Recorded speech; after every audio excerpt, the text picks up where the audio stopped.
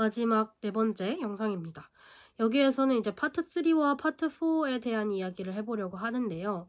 파트 3와 파트 4는 이제 이전까지 교회가 어떻게 사람들의 가족 형태를 바꿨고, 또 이 가족 형태가 바뀐 것이 어떻게 사람들의 심리에 영향을 미쳤고, 어떻게 더 위어드한 특성을 사람들이 띠게 되었는가를 이야기를 했다면, 이제 이거를 기반으로 해서 위어드 사회에서 어떻게 상업혁명이 일어났는지, 어떻게 경제가 성장을 했고, 어떻게 자발적 결사체를 이루었고, 어떻게 법이랑 민주적 절차가 생겼으며, 도시화는 어떻게 이루어졌는지에 대한 이야기를 하고 있습니다. 그래서 파트 3의 얘기를 먼저 하면은, 여기에서는 챕터 9, 챕터 10, 챕터 11 이렇게 나눠져 있는데, 각각 상업혁명, 그 다음에 자발적 결사체, 그 다음에 시장 심리, 시장 결성에 대해서 이야기를 하고 있어요. 그래서 이거를 좀 묶어서 설명을 해보려고 하는데, 이제 왜 굳이 유럽에서 상업혁명이 시작되었는가, 특히 영국에서 시작되었는가를 얘기하면 이 파트 3를 다 설명을 할 수 있다고 생각을 해요. 그래서 얘기를 해보자면, 저는 이 상업혁명이 이루어진 게 이제 시간 심리와 연관이 크다고 생각을 해요. 그러니까 사람들이 시계를 받아들이기 시작합니다. 1400년에서 1700년 사이에 이제 시계를 받아들이기 시작했다라고 되어 있는데, 이게 유럽이 다른 국가들과 다른 것 중 하나가 이제 중동은 이제 이슬람을 받아들였는데, 똑같이 중동과 유럽 둘 다 시계를 받아들였다고 되어 있습니다.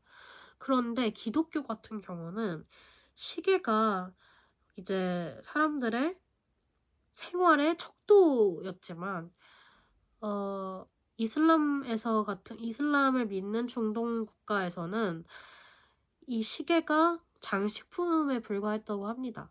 그러니까 유럽 사람들은 이제 그 전까지는 자기가 배고플 때 먹고 졸릴 때 자고 했다면, 시계가 생긴 이후로 배고플 때 밥을 먹는 게 아니라 12시에 밥을 먹고 자기가 생각한 11시에 잠을 자고 이런 식으로 했다면, 이슬람에서는 시계가 내 생활의 척도가 아니라, 거기에서는 5번 기도를 해야 되잖아요. 하루 동안. 그러다 보니까, 근데 그게 이제 그거의 기준이 시계가 아니라 해의 위치였다고 합니다. 근데 이제 해의 위치는 계절이랑 지역마다 조금씩 차이가 발생하잖아요. 그러다 보니까 이게 시계를 생활의 척도로 생활하는 유럽 사람들과 달리 이 딱딱딱 리짓함이 없었던 거죠. 그러니까 패턴이 생기지 않았던 거예요. 명확한. 근데 이 시장이나 거래에 있어서 굉장히 중요한 게 일관성이잖아요. 그러니까 딱 언제까지 마무리가 되고, 또는 그 상인이 일관되고 딱 시간을 잘 맞춰야지 그 사람에 대한 신뢰가 생기고 그 사람과 계속 거래를 하고 싶은 건데, 이슬람 사람들은 그렇지 않았다 보니까 거기에서 시장이 더 발달하기 쉽지 않았던 거죠. 거기에서 물론 시장이 발달했을 수는 있어도 상업혁명까지 가기까지는 부족했던 거죠. 왜냐면은 상업과 거래에서 가장 중요한 게 그런 시간에 맞고 on time, 그 다음에 신뢰고 공정성, 이런 거니까요. 그리고 또 한 가지, 시간 심리가 형성된 지역에서는 시간제 임금이라는 개념이 생기기 시작했습니다. 그러니까 페이어들은 내가 똑같은 돈을 주지만 시간당 같은 돈을 주더라도 더 많은 아웃풋이 있어야 되잖아요. 그러니까 효율성에 대해서 생각을 하기 시작합니다. 그러다 보니까 이 효율성을 생각을 하다 보니까 과학의 발전도 같이 이루어졌던 거죠. 그러면서 이 과학의 발전과 이 시간에 대한 개념과 뭐 시간당 임금이나 성과금 같은 사람들의 심리와 개념이 맞물리면서 공진화하게 됩니다. 이게 문화적 공진화인 거죠. 그러다 보면서 점점 시장은 커지고 어 그 효율성은 증대되고 과학의 발전까지 뒷받침해 주다 보니까 산업혁명이 생겨난 것입니다. 네. 자발적 결사체에 이렇게 이전까지는 산업혁명에 대해서 이야기를 했고 자발적 결사체에 대해서 이제 이야기를 하지 않을 수가 없는데 이거를 굉장히 집약적이지 않으면 쉽게 요약되어 있는 게 이제 447쪽인데요. 여기에서 이렇게 이야기하고 있습니다. 교회가 집약적 친족 관계를 파괴한 직후에 사람들은 점차 개인주의적, 독립적, 자기중심적, 비수능적 관계를 유동적으로 바꾸었다. 사람들은 자신의 이해와 필요, 목표에 맞는 자발적 결사체에 가담했다. 중세 성기와 후기의 길드와 도시, 대학, 종교단체, 교회, 수도원이 성원을 놓고 경쟁했다. 숙련된 장인, 박식한 법률가, 성공한 상인, 똑똑한 학생, 번창하는 교구민, 독실한 수사 등이 표적이었다. 나중에 각국은 유능한 이민자, 지식인, 수공업자, 기술자, 무기 제조업자 등을 놓고 경쟁하게 되었다. 현재 자신이 속한 조직에 불만을 품은 이들은 다른 집단으로 옮겨가거나 스스로 결사체를 만들 수도 있었다. 성공한 결사체는 최고의 자질을 갖춘 성원을 많이 끌어들이고 유지할 수 있는 집단이었다. 중세시대의 비폭력적인 집단 간 경쟁이 얼마나 치열했는지는 네 종류의 경쟁하는 자발적 결사체가 얼마나 퍼져나갔는지를 보면 알 수 있다. 뭐 이런 식으로 나와 있는데 이제 사람들이 점점 더 나에 맞는 직업을 찾아 나갔던 거고 그러면서 나와 뜻이 맞는 사람들과 결사체를 만들고 경쟁했던 거죠. 근데 이제 자발적 결사체가 저는 포인트가 아니라 집단 간 경쟁, 자발적 결사체를 이루고 그거에 이어진 경쟁이 더 포인트라고 생각을 하는데 이제 경쟁 중에 가장 그 끝판왕이 전쟁이죠. 전쟁이 어떻게 도시 성장률을 높이고 도시화로 이어졌는지에 대한 이야기를 해보고 싶어요. 이제 사람들이 전쟁을 하면은 심리적인 충격이 어마무시합니다. 그런데 이 전쟁이 꼭 나쁘다고만 할 수는 없는 게 물론 정말 일어나서는 안 되는 거지만 이 문화적 진화적 관점, 공진화적 관점에서는 어떤 장점이 있냐면 먼저 충격적인 사건이 발생하면 전쟁 같은 상호 의존적 심리가 발동을 합니다. 그래서 사회적 유대와 공동체에 훨씬 더 많은 투자를 하게 된다고 해요. 단결한다는 거죠. 그다음에 두 번째는 또 사회 규범은 집단의 생존을 증진하도록 문화적으로 진화했기 때문에 전쟁이 나면 사람들이 규범 및 관련된 믿음에 대한 헌신을 강화합니다. 그러니까 협동심이 높아지고 그다음에 그 규범에 일탈한 사람은 기꺼이 처벌하려고 한다는 거죠, 사람들이. 그러니까 앞에서는 단결에 대한 이야기를 했으면 이거는 규범을 강화하는 것입니다. 그러니까 이 특정 집단의 규범이 훨씬 더 강화된다는 거죠. 그다음에 또 세 번째는 또 어떤 장점이 있냐면 종교 집단이 성장하게 됩니다. 이건 실제인데 어떤 지역이 지진지대나 활화산 폭풍의 중심에 1000km 가까울수록 이런 초자연적 믿음을 긍정하는 사람들의 비율이 10%포인트씩 증가한다고 합니다. 그래서 이런 전쟁이 발생하거나 집단 간 경쟁이 심해지면 국가 차원의 제도에 힘을 불어넣어주고 그러다 보니까 인간 사회의 규모가 증가합니다. 그러니까 정리해보자면 전쟁은 도시 성장률을 높이는데 그 첫 번째 이유가 결속을 높여주고 단결, 그다음 상호 의존을 높여주고, 그다음 두 번째 시장 규범과 법률을 발달시킵니다. 그다음에 세 번째 기독교 신앙이 높아져서 사람들이 결속하게 되고 더 모이게 됩니다. 한 군데로.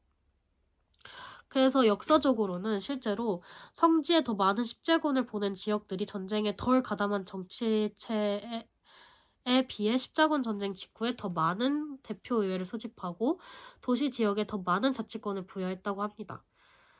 네.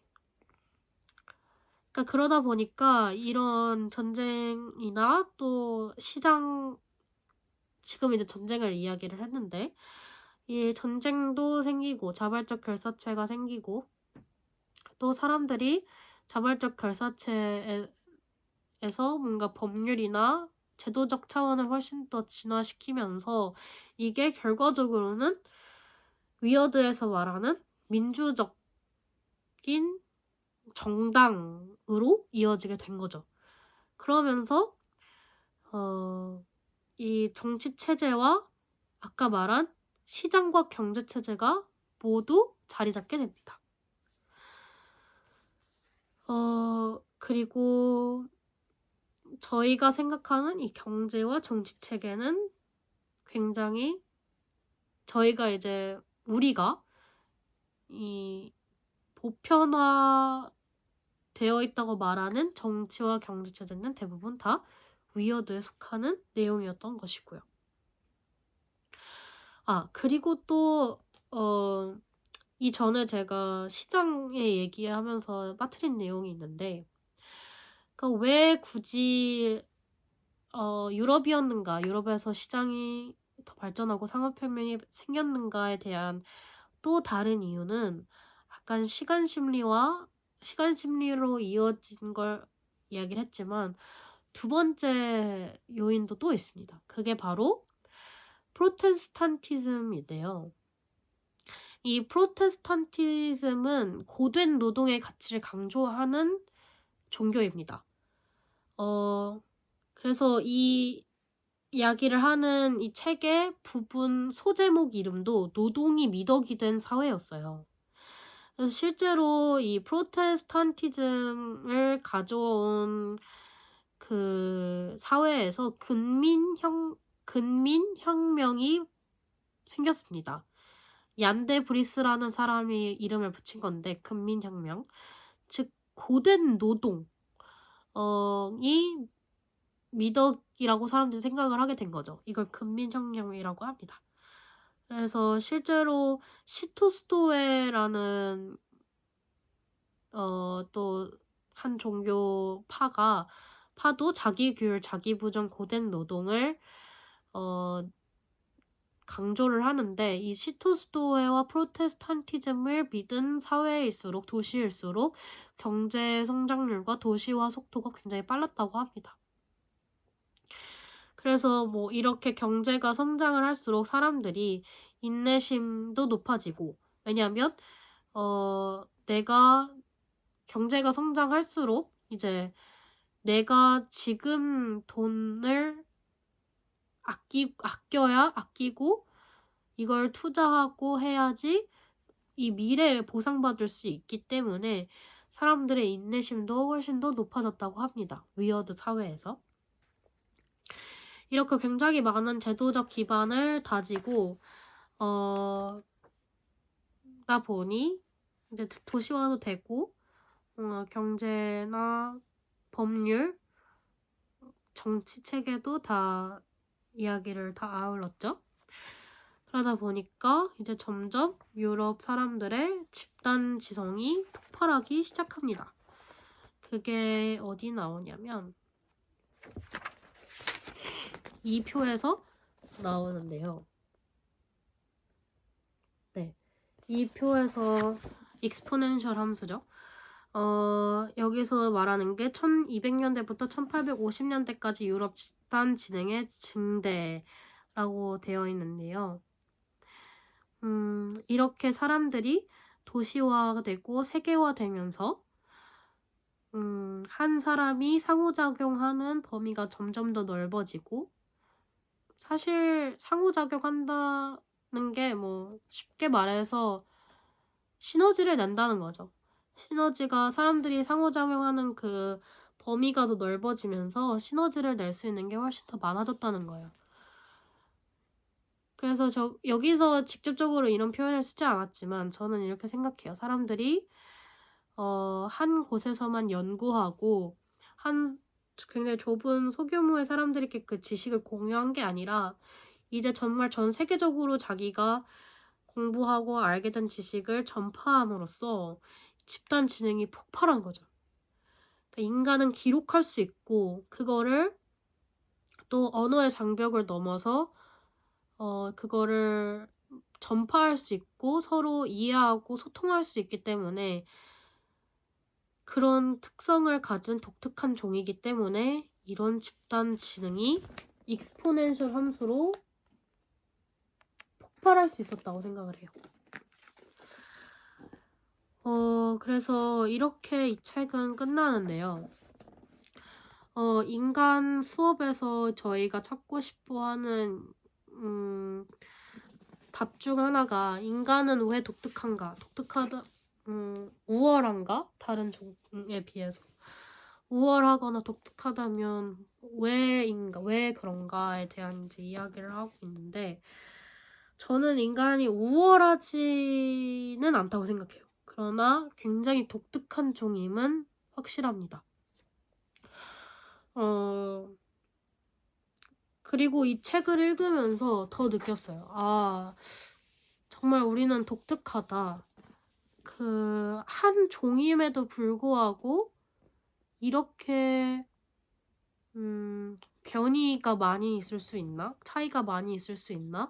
그리고 이렇게 가장 마지막에 보여준 그 그래프처럼 그렇게 익스포넨셜 함수로 집단 지성이건 간에 무언가를 발전시킨 종이 또 있을까? 이 익스포넨셜하게 개체수뿐만, 물론 이렇게 개체수를 익스포넨셜하게 증가시킨 개체는 있겠지만 개체수가 아니라 뭔가를 발전시키는 데 있어 이렇게 익스포넨셜 함수를 지수 함수 형태로 뭔가 나오는 종이 또 있을까라는 생각을 하게 되었고요. 또 내가 지금까지 이게 원칙이라고 생각했던 것이 사실은 일반화의 오류였고 전 지구적으로 해당하는 게 아니라 서구 사회, 소수의 서구 사회와 위어드 사회에만 해당하는 것이었구나를 깨닫고, 제가 앞으로 무언 자료를 인용하거나 어디 나가서 발표를 할 때 위어드에만 국한되는 내용입니다라는 지식인적인 모멘트를 사용할 수 있을 것 같아서 유익했다고 생각을 합니다. 그리고 생각보다 이 책 하나로 1시간 안에 한 게 아니라 좀 더 넘게 된 것 같은데, 그리고 또 처음 찍는 영상이다 보니까 굉장히 많이 횡설수설한 것도 있고, 또 지금 제가 독감을 완벽하게 나은 게 아니기 때문에 부족했던 점이 많은 것 같은데, 그래도 앞으로 더 발전하려고 노력하는 학생이 되겠습니다. 이번 영상은 그러면 여기에서 마무리하도록 하겠습니다. 감사합니다.